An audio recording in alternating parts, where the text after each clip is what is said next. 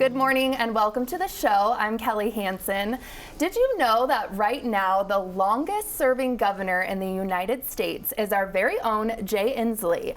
Elected in 2012 and sworn in 2013, he has served 3 terms in Olympia, helping guide our state through changing presidential administrations, the Ozo landslide, wildfires, COVID, and much more. And before he leaves office and Governor-elect Bob Ferguson takes over next year, we are so happy to have Governor Jay Inslee and first spouse Trudy Inslee right here on our New Day couch. Thank you for being here. Thanks for having us. Yes, and happy we love holidays. Being here. This looks like a very holiday spirit operation here. Yes, it is. It's very jolly, and we're so excited to have you both today to talk about a few things and reflect. So first off, Governor, I want to talk to you. How are you feeling as this chapter is closing and you're about to start a new one? I feel just the same way I did the first day coming into office. I know that sounds unusual, but I feel energized. I'm in love with the state of Washington more than even on the first day. I feel optimistic after 12 years because we've seen what our state can do over 12 years. So I guess I feel young and refreshed and looking for the next adventure. Yes. I know that sounds unusual. No, I guess it kind of does. Sometimes you hear the opposite when someone served in office. So that's exciting. And Trudy, what has it been like to, of course, support your husband, but also serve the people of Washington for the last 12 years? It has been an honor, really. It has. I've met so many nice people and learned so much that I never would have been exposed to before. So I really have enjoyed it. It's been a great adventure, and every day is something new. Oh, and that's like the best job when you feel like every day is well, and I'm something not new held to account like he is, so I can just kind of, somebody else will take care of that. And that someone else is you.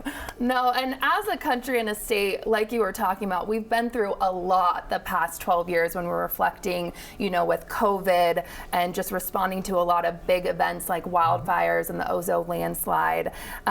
So what's it been like to responding to some of these big moments and events? Well, there's 2 parts of the job. One is responding to whatever's thrust upon you, like a landslide or COVID, but the other is building, a more innovative, more creative, more dynamic Washington. Both are important. Obviously, you're the person who catches those balls that are sent to you from left field, COVID being the biggest one. A landslide, perhaps, was one of the first ones we dealt with.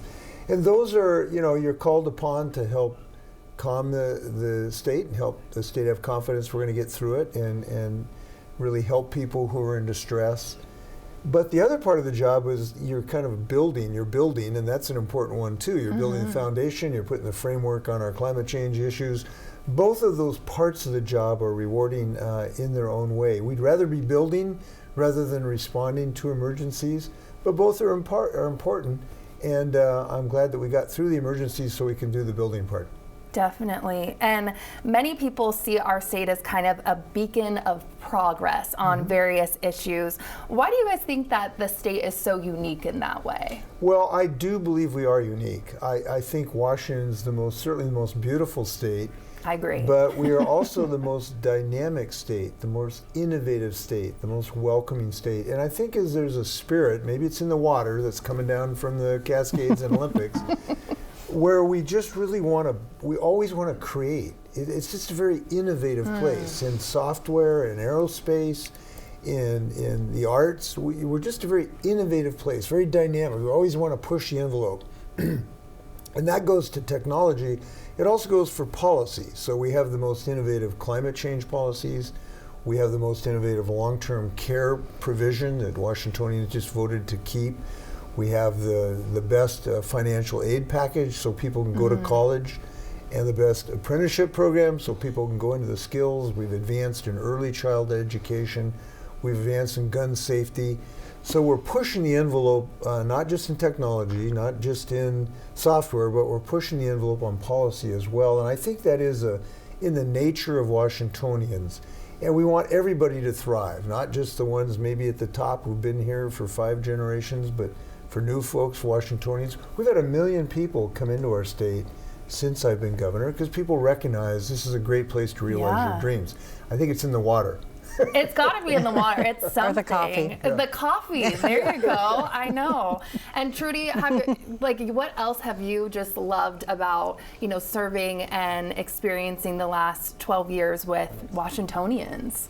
Well, we were talking about that on the way here a little Yeah. bit, and for both of us, one of the most enjoyable things is when we were with children, whether it's in a school or some other setting, because they cut to the chase. They don't, True. They don't waste any time telling you how they feel, and they're very optimistic and hopeful, and so it gives us hope in the future.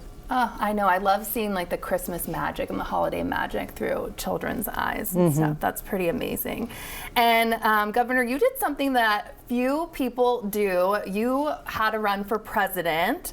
I know many Washingtonians, of course, were very, very proud of you in 2020 for bringing environmental issues to the forefront. What did you learn from that experience? Well, first off, if you get a chance to run for president, do it. Do it. Okay, just go for it. Okay, bye. Because it was a very inspiring process, because I met Americans all over, certainly in Iowa and New Hampshire, the first two primary states, Yeah. that really care about their country. They want our country to succeed. They believe in democracy. It was a very inspiring process, even though obviously I didn't come out on top. I also learned that we are capable of advancing the debate and the dynamic discussion. Certainly in my case, I wanted all of the candidates to be more aggressive on climate change, to embrace this idea of building a clean energy economy. And it did play a role eventually with President Biden's clean energy plans, which now are really advancing. I'm so excited what's going on in our state. We have two of the most advanced silicon anode battery companies in the world today. Wow, really? Within a couple miles of each other in Moses Lake. We have a company called 12, building sustainable jet fuel, so we can run our jets on sustainable fuel. We have three of the most advanced fusion companies in the whole world are within 8 miles of the Space Needle. Two in Snohomish, one in King County. So we are realizing a clean energy dream as we speak, in part because of some of the ideas that I advanced during the presidential run. Other candidates then adopted. President Biden put into place. We got the Congress through a miracle to get the Inflation Reduction Act through. So it was a very productive enterprise, and I got to still be governor of the state of Washington. So it worked out pretty well.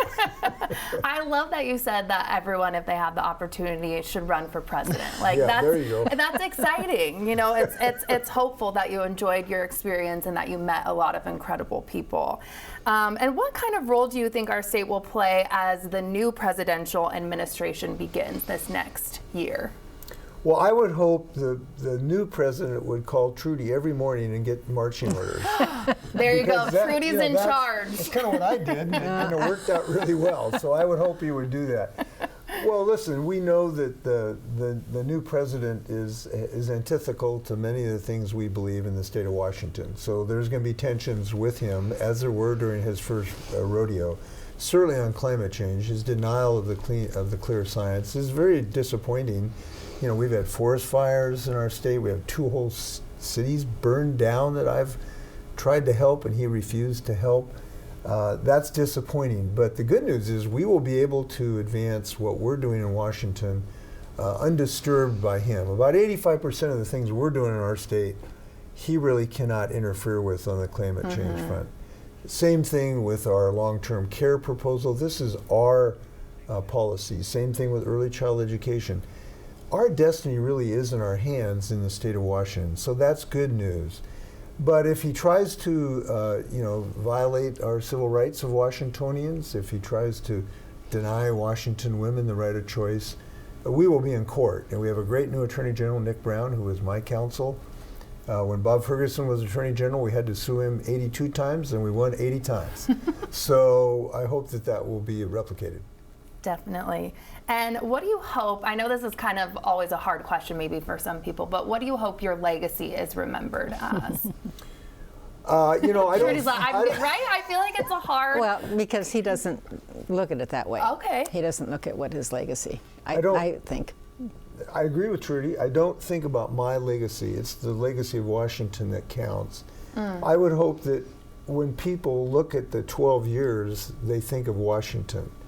And Washington really expressed what I would consider some of Washington's greatest attributes during those 12 years. Dealing with our environment, keeping our air and water clean, that's a Washington legacy. Yeah.